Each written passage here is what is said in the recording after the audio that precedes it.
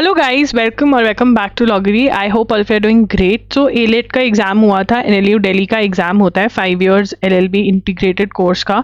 तो बच्चों के मैसेजेस आ रहे थे कि करंट अफेयर्स एनालिसिस कर दो और हमें बता दो कि 2027 के लिए हमारी क्या स्ट्रैटेजी रहनी चाहिए, बिकॉज एग्जाम बहुत ही डिफिकल्ट था करंट अफेयर्स का। तो देखेंगे कि डिफिकल्ट था या नहीं। I am going to give you a complete strategy and plus हम ये भी डिस्कस करेंगे कि क्वेश्चंस कैसे आए थे। ठीक है ना। सबसे पहले इस वीडियो को लाइक कर देना अगर अच्छा लगा वीडियो, तो चैनल को सब्सक्राइब कर देना, बेल नोटिफिकेशन भी ऑन कर देना सो दैट ऐसी ही वीडियोस आपको मिलती रहे। एंड जो भी डाउट्स हैं वो कमेंट सेक्शन में पूछ लेना। And do follow us on Instagram, we are there by the name I am Loggery. And आप हमारा व्हाट्सएप ग्रुप ज़रूर ज्वाइन करें फॉर अपडेट्स। ठीक है। सबसे पहले ईगा स्वाटिक वन, तो यहाँ पे विम्बल्डन का क्वेश्चन था। ठीक है ना, वेरी इजी। देखो यार, अगर आप न्यूज़पेपर पढ़ रहे हो, ठीक है ना, तो स्पोर्ट्स जो इंपॉर्टेंट स्पोर्ट्स हो रही हैं, जैसे अभी वुमेन जीत कर आई वर्ल्ड कप, तो इम्पॉर्टेंट है किससे जीती, कितने रन से जीती, कैप्टन कौन था, उनका कोच कौन था, अगर कोई अवार्ड मिला है, प्राइज मनी ज़्यादा है, कुछ है वो, तो ये सब पता होना चाहिए। सो एक बेसिक क्वेश्चन एक्सपेक्टेड है। ठीक है ना। उसके बाद, और टेनिस का इतना इंपॉर्टेंट टूर्नामेंट है तो ये इजी क्वेश्चन में हम इसको काउंट करेंगे। मधुबनी पेंटिंग, तो अब यहाँ पे जो मेजर चेंज आया ये था कि स्टैटिक जीके से क्वेश्चन आ गया। ठीक है ना, स्टैटिक जीके से क्वेश्चन आ गया। बट एक और बात बता दूं मैं, मधुबनी पेंटिंग के बारे में मोदी जी ने बात करी थी बहुत ज़्यादा अपने मन की बात की उसमें, तो कहीं ना कहीं अगर करंट अफेयर्स आपने अच्छे से पढ़ी थी तो ये पता होना चाहिए था आपको। Ministry of reform 2025 year of reforms मना रही है। ऑपरेशन सिंदूर के बाद इतनी बारी इस बारे में बात हुई है, तो again this was an easy pick. ठीक है, चलो ये तो स्टैटिक जीके का क्वेश्चन था, तो मान लो कि नहीं किया। ठीक है। एसोसिएट मोस्ट प्रोमिनेंट कौन सा डांस फॉर्म है, स्टैटिक जीके का क्वेश्चन है ये, तो डायरेक्ट स्टैटिक जीके। मतलब अभी हमें एक लेसन लर्न हो गया कि एआईएटी में एआईएटी नहीं, एलेट के अंदर स्टैटिक जीके आती है। ठीक है ना, तो हमें स्टैटिक जीके पढ़नी है। ठीक है। और कौन सी बुक में से पढ़नी है, अरिहंत 2750 एमसीक्यूज की बुक आप ले सकते हो और उसमें से पढ़ सकते हो। ठीक है। नोबेल पीस प्राइज क्यों जीता, अब देखो नॉर्मली पूछते थे किसने जीता, क्यों जीता, right. Again easy question, but जिसने सिर्फ और सिर्फ इंपॉर्टेंट वन लाइनर्स पढ़े होंगे, इंपॉर्टेंट क्वेश्चंस कवर किए होंगे, उसको नाम पता होगा, उसको नहीं पता होगा क्यों मिला है, right. Which is Maria Corina Machado का नाम बार बार आ रहा था। अभी उसकी डॉटर ने रिसीव किया था ये अवार्ड, फिर दोबारा आया कि यार वेनेजुएला से रिलेटेड है, ऑपोजिशन में बैठी है। बहुत ही ईजी पिक था और ऑप्शंस में से निकालना भी ईजी था, राइट। उसके बाद India's first women chief minister, again ये न्यूज़पेपर में आता रहता है, फिर भी मतलब इजी पिक था। मैच द फॉलोइंग, ये अगेन अब इन्होंने स्टैटिक जीके में से क्वेश्चन डाला है। ठीक है, चलो ये वाला मैं डिफिकल्ट मान सकती हूँ, बट फिर भी द हिंदू में ये कवर हुआ था। ठीक है ना। Which of the following countries, Palestine वाला बार बार आ रहा था, बहुत ही ईजी क्वेश्चन। चलो ये डिफिकल्ट मान लिया। एआई इम्पैक्ट समिट में ये पूछ लिया कि भाई क्या क्या होने वाला था इसमें, रादर दैन हमें ये पता था कि फेब 2026 में होने वाले, इंडिया होस्ट करेगा, ये सब चीज़ें। ये मैं डिफिकल्ट कैटेगरी में इसको पुट कर देती हूँ। ठीक है। महासागर वाला जो क्वेश्चन था बहुत ईजी, इसके फुल फॉर्म पूछिए यार, ये तो बहुत ईजी था। ठीक है। उसके बाद रिच कौन सी स्टेट किस चीज़ में है, म्यूजिक के अंदर पूछा, रिच नहीं रीजनल डाइवर्सिटी, म्यूजिक में से क्वेश्चन आया, ये स्टैटिक जीके में से क्वेश्चन था। एलेट वालों ने स्टैटिक बंद कर दी थी, बट अब दोबारा स्टार्ट कर दी तो हमें पढ़नी पड़ेगी। चलो ये वाला क्वेश्चन भी मैं मान लेती हूँ कि नहीं, मतलब इतना वो था। भारत रत्न अवार्डीज बार बार, अब यहाँ से हमें ये सीखने को मिल रहा है कि भाई जनवरी 2025 से लेकर के दिसंबर 2025, मतलब नवंबर तक की न्यूज़ तो पढ़नी ज़रूरी है ही है। ठीक है ना, ये नहीं मिस कर सकते आप। अब जिसने सिर्फ 3-4 महीने की पढ़ी थी उसको नहीं पता होगा भारत रत्न, तो स्टार्टिंग में डिस्कस हुए थे जनवरी में, मतलब फर्स्ट जन टू जून के बीच में हुए थे। वुमेन्स डे हर साल आता है, न्यूज़पेपर में ही आता है कि भाई कब थे। लिटरेरी अवार्ड्स, चलो मैंने मान लिया कि हाँ ये स्टैटिक जीके में से आ गए। ठीक है। कौन सी कंट्री ने इजराइल पे जेनोसाइड के लिए केस किया, 3600 बार पेपर में आता था। ठीक है। अब इससे इजी क्वेश्चंस नहीं हो सकते हैं। ठीक है ना। ऑपरेशन सिंदूर की ब्रीफिंग में कौन आता था, एक मिनिस्टर ने गलत भी बोल दिया था कि कर्नल सूफिया कुरैशी को कि भाई ये मुस्लिम है, ये तो दिखाने के लिए, मतलब किसी ने बोला था कि ये दिखाने के लिए मुस्लिम एम्पावरमेंट करें, वैसे मुस्लिम्स को तंग करते हैं। इतनी बारी तो बात हुई थी इसकी, तो ये ईजी है। ठीक है। PM of Japan first women PM है, भाई आना ही था। सनाई तकाइची मैंने भी बहुत बार करवाया था। ईजी है, ठीक है।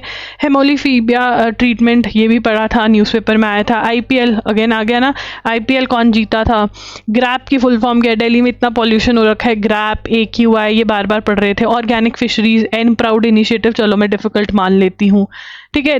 रिपब्लिक डे परेड में कौन जीता था, ये भी अगेन बार बार बात हो रहा था। नेशनल क्वांटम मिशन कहाँ कहाँ पर आया है, ये मैंने खुद पढ़ाए हुए हैं चीज़ें, और न्यूज़पेपर में बथेरी बार आए थे, ठीक है ना। अवार्ड्स ये आए हुए कि जयपुर वाले जो आईफा हुए कौन जीता, उसमें किसको मिला बेस्ट सीरीज़ का अवार्ड। गूगल का ये भी अगेन इतनी बार, ठीक है। चलो ये मैंने रेलवेज़ वाला डिफ़िकल्ट मान लिया कि यार रेलवे की स्कीम्स नहीं। We rise initiative NITI Aayog का। तो अगर हम देखें, ठीक है ना, ये सारा मेरा दिखाने का मतलब ये था, अगर हम डिवीजन करें तो 30 क्वेश्चंस आए, ठीक है ना। 30 क्वेश्चंस करंट अफेयर्स के आए, तो उसमें से 5 स्टैटिक जीके के क्वेश्चंस थे, 5 स्टैटिक जीके के क्वेश्चंस थे, ठीक है ना। चलो तुम मान लो कि हाँ भाई स्टैटिक जीके आ गई, बट उन्होंने कहा हुआ है अपने सिलेबस में कि वो स्टैटिक जीके देंगे। ये तो हम ही थे कि चलो अब आती नहीं है तो रहने दो, ठीक है ना। हम कह सकते हैं 90 to 20 क्वेश्चंस ईजी वाले साइड पे थे, जिसने भी अच्छे से करंट अफेयर्स पढ़े हुए थे वो आराम से कर सकते थे। और 5 to 6 क्वेश्चंस हाँ थे डिफिकल्ट, ठीक है ना। यस 5 to 6 क्वेश्चंस डिफिकल्ट वाली साइड थे, बट 19 क्वेश्चंस ऐसे थे कि जिस बच्चे ने द हिंदू अच्छे से पढ़ा है वो कर सकता था, ठीक है ना। अब यहाँ से हमें क्या चीज़ें, हमें 2027 की करंट अफेयर्स की स्ट्रैटेजी हमारी क्या बनती है, ठीक है ना। बहुत सारे बच्चे कह रहे थे कि हम कहाँ से पढ़ें, यूपीएससी का पढ़ना स्टार्ट कर दें। एक तो तुम्हें ऐसा लगता है यूपीएससी पढ़ लोगे पता नहीं क्या ही हो जाएगा। यूपीएससी का पैटर्न बड़ा ही अलग है, ठीक है ना। उनको आंसर्स लिखने होते हैं तो उनका और ही स्ट्रैटेजी रहती है। तुम यूपीएससी भी पढ़ के देख लो तब भी तुमसे नहीं इतने वो आएंगे। तो इसलिए जो हमारा मेजर सोर्स है उसमें से 19 क्वेश्चन आ रहे हैं डायरेक्ट द हिंदू में से। ये मैं आपको बता रही हूँ क्योंकि मैं हर रोज़ द हिंदू पढ़ती हूँ, हर एक newspaper every day from last 8-10 years अब तो हो गए, ठीक है ना। तो मैं बता रही हूँ कि ये द हिंदू में से थे और ये इजी थे क्योंकि आपको पता है कि स्टेप 1 आपका यही है कि रीड द हिंदू। आपको रीड करना है द हिंदू, ठीक है। जितने इम्पॉर्टेंट आर्टिकल्स हैं वो निकालने हैं, उनको रीड करना है इम्पॉर्टेंट आर्टिकल्स को, ठीक है ना। फिर उसमें से इम्पॉर्टेंट लाइंस एंड कुछ एक्स्ट्रा रिसर्च करके रीड करते हुए अंडरस्टैंड करना है, ठीक है ना।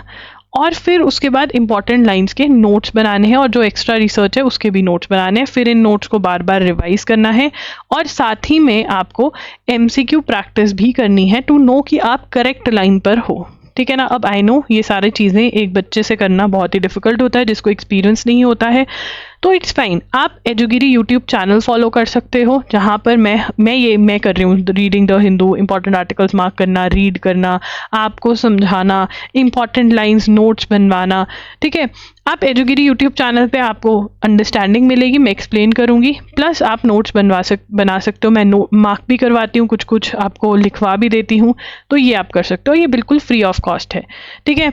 loggery.in वीडियो लेक्चर्स जो हैं 1 शॉट्स जिनको हम बोलते हैं, जिसमें 7 to 8 आवर्स में आपका फुल 1 मंथ इज डन। आपको 7 to 8 आवर्स पागल हो क्या, but full 1 month is done, पूरा 1 महीना जिसमें आपकी अंडरस्टैंडिंग होगी। मैं आपको खुद एक्सप्लेन करूंगी चीज़ें, ठीक है। आपके शॉर्ट नोट्स भी बनवाऊंगी मैं, ठीक है। और आप इन शॉर्ट नोट्स को रिवाइज कर सकते हो, करोगे, ठीक है। एंड ये भी बताया हुआ कैसे करना है। और MCQs जो मंथली डलते हैं वो आप सॉल्व करोगे।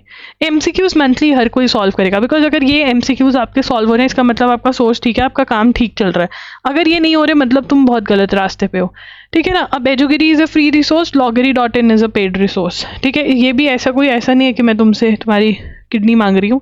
₹300 पर मंथ के हिसाब से आपको मंथली प्रोवाइड किया जाता है और हर मंथ की जो वैलिडिटी है वो बहुत है। आपके एग्जाम्स हो जाएंगे पर इसकी वैलिडिटी ख़त्म नहीं होगी, ठीक है ना। तो ये आप कर सकते हो। एंड जितने ये क्वेश्चंस थे, मतलब डिफ़िकल्ट वाला क्वेश्चन भी बच्चा सॉल्व कर सकता था जिसने हमारे करंट अफेयर्स फॉलो करे थे, ठीक है ना। 3 to 4 तो बड़े आराम से, बट हाँ रिविजन करी होनी चाहिए, ठीक है। जिसने रिविजन नहीं कर, जिसने मतलब 4 से 5 बार रिवाइज करे होंगे वो 19 के 19 करेक्ट कर गया होगा, 19-20, ठीक है। तो यार आप, अब बहुत सारे बच्चे कहेंगे नहीं हम ना 2 सोर्सेज करेंगे, ठीक है। हम क्या करेंगे, हम 2 सोर्सेज करेंगे। क्या फ़ायदा 2 सोर्सेज करने का, आपको रिवीजन भी तो करनी पड़ेगी। रिवीजन कौन करेगा, 2 सोर्सेज रिवाइज ही नहीं हो पाते। जो मैं आपको यहाँ पर पढ़ा रही हूँ एजुगिरी और loggery.in पर, ये बेयर मिनिमम है, इसको रिवाइज करोगे। जिसने बेयर मिनिमम पढ़ा था अच्छे से, शॉर्टकट नहीं मारा था, उसके तो 20 क्वेश्चन बड़े आराम से करेक्ट हुए होंगे, ठीक है ना, और उससे ज़्यादा ही करेक्ट करके आया होगा वो अपनी अकल लगा के। बट जिसने बेयर मिनिमम नहीं किया, इधर उधर झांका ताकि करी, रिविजन नहीं करी, एमसीक्यू सॉल्व नहीं करे, उसको प्रॉब्लम है। तो paper yes it was difficult, 5 से 6 क्वेश्चन डिफिकल्ट थे। स्टैटिक जीके जिसने नहीं करी थी उसकी स्टैटिक जीके में, ये लगाओ स्टैटिक जीके में 5 क्वेश्चन स्टैटिक जीके के थे, ठीक है ना। तो अब ये क्रॉस हो गए जिसने नहीं पढ़ी थी स्टैटिक जीके, ठीक है ना। तो मतलब करंट में से 25 क्वेश्चन आए, जिसमें से अगर 20 से 21 आप अटेम्प्ट कर पा रहे हो तो बहुत ज़्यादा है ये भी, ठीक है ना। तो this should be your strategy. Please don't go for magazines, because उसके अंदर आपको नहीं समझ में आएगा क्या इंपॉर्टेंट है, क्या याद करूँ, कैसा क्वेश्चन आएगा, आप फिर you know you will be lost. The word is lost, don't get lost. Current affairs आपके सॉर्टेड हो सकते हैं just in ₹300 per month, plus yes ₹250 per month for your current affairs, for your MCQs, but this amount is going to help you a lot. Demo lecture जो है वो आपको provide करते हैं हम, मैं उसका लिंक दे दूंगी डिस्क्रिप्शन बॉक्स में, ठीक है ना। वो all are interested in this, ठीक है, ज़रूर बताना इन द कॉमेंट्स, ठीक है। एंड या this is the current affairs thing. कोई वो नहीं है, द हिंदू पढ़ना है बेसिकली, और जो आप नहीं पढ़ते हो, जो आपसे खुद से नहीं पढ़ा जाता, उस उम्र में नहीं होता भाई। You need assistance, you need help, so you can take my help for free also and for in the paid thing also. Paid करोगे तो बहुत टाइम सेव होगा, बहुत ज़्यादा टाइम सेव होगा। मैंने जो क्लैट का रोड मैप बनाया ना वो देखना, उसके अंदर मैंने आपको समझाया है, और क्लैट की जो शॉर्ट वीडियोज़ करी हैं, ठीक है ना। कोई भी आपको डाउट है with regard to CLAT, AILET और एनी लॉ एंट्रेंस एग्जाम, आप कमेंट्स में मुझसे पूछ सकते हो, and this is the strategy that you have to follow. And yeah thank you for watching, bye bye and take care. Do subscribe to the channel, do hit the bell notification on. कोई भी doubts है comments में पूछो।